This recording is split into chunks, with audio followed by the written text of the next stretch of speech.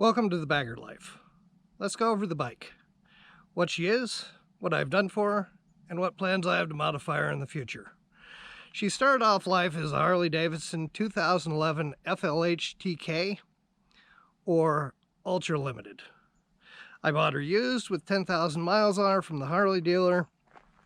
I was able to get the extended warranty with her, whether that's good or bad. I'm not sure, but it is what it is, and eventually I'll probably void the warranty by making too many changes that are past the Magnuson-Moss Act that Harley won't really honor the warranty anyway. But let's take a look at the bike, see what I've done to it, and let's run from the front to the back.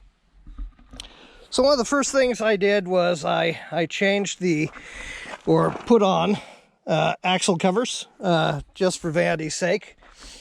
I went to Amazon and I got some LED lights, which I really love. And by the way, those are less than 120 bucks. They came out of China. I've had them for more than a year now. They work, and they just work well. And that was for all three lights. I put the freight train covers on there and the hooded covers, and that's definitely just a vanity move because I really like those. As well as an Amazon sort of stainless steel polished flare piece up front. I have two Memphis Shades windshields that are both this light smoke color. I have this short one and then one that's about 3 inches higher. When it's warm outside and I want to get a lot of air, run the short one. When it's into the late fall and winter, when there's not snow on the ground, I run the taller shield. Because I raised the bars, I also put up the Memphis Shades handguards, and I really like these. I feel like they block a lot of wind. The only thing you gotta do is make sure that you're absolutely ordering the right ones for your bike. If you don't, the guys at Memphis Shade, they're great. They'll return them and set you up with the right part for a 10% restock fee. You know, and you gotta own your own fuck up. It's just the way it is. So what I ended up doing was I ended up taking some aluminum angle and just making my own brackets for these things, and they've worked out pretty well, and they've held up really well, and they're just rock solid. So coming around to this side of the bike, we have the large Ciro cup holder. And this used to be the smaller Ciro cup holder, but that got moved onto the back. You can obviously see that there's a Road Tech GPS on there. This came off of Amazon, and I think I paid $3.99 for it, so definitely not the $7.99 that Harley wanted. You know, and I find it works really well. I like to jog all these different back roads and weird places when I go on trips, and you know, to find your way back to a main thoroughfare, the GPS works great. I have the Kuryakin window bags with magnetic closures. I've gone through several iterations of bags up front, and the Kuryakins are the ones that I've settled on. They're the ones I should have went with first. I just wasted a lot of money going other routes. These are Hill Country Customs Mini Apes. I don't remember what size they are, but they're 1.5 inch diameter. I got the complete kit to set it up on the bike.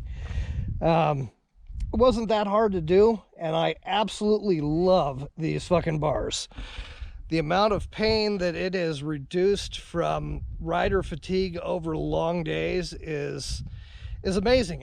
I am still tired and hurt at the end of a 400, 500, 600 mile day ride. And, you know, without gobbling down a bunch of Excedrin at my age, I don't know a way to get away from that, but the bars have made a huge difference. Up front, I've added the eyebrows and some Amazon stainless steel polished rings, a Kuryakin ring, you know, just some chrome bling, you know, so that it looks like, well, I'm riding it. I have a little bit of flash on the bike. You know, the bike has a stage 1, so I actively run my tuner on the bike. I like to run the diagnostics and see what's going on with it. as well as law-abiding biker, I got this gripper cell phone holder. And no shit, just like they say, that thing is tough. As you can see, the driveway out here is dirt. And the next 3 miles out to the pavement are also dirt. And it's sandy, rutty 2-lane road. It's just out here where I live in the sticks to get away from people and have as much property as I have and be out of town. You know, when are they going to pave the road? Not while I'm alive. And it's fair to say that I've laid down the bike at low speed more than a couple times, especially when I get that real itch to ride and the mud puddles are fairly thick. I'll lose it in them every time, but it doesn't stop me from trying to get out and ride anyway. As you can see, the mounting systems for all this stuff, I've just settled on ram mount, and it seems to be a real good, easy to use system. If I need to pop anything off, all I have to do is loosen a bracket. Of course, the GPS just pops right out of its cradle, and you can lock it up in the back of the bike. Super simple.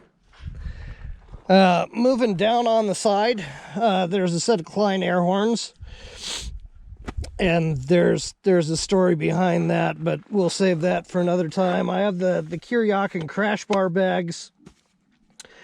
Like I said, I've run several iterations of those, and I just really like the Kuryakins.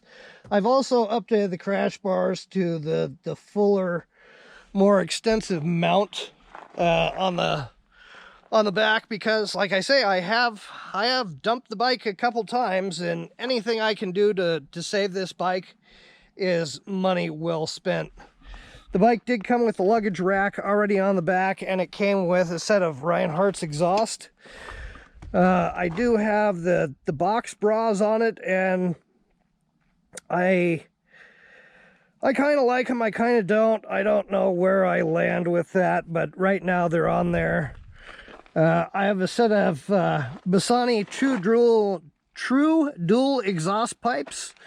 The fueling vented dipstick cover.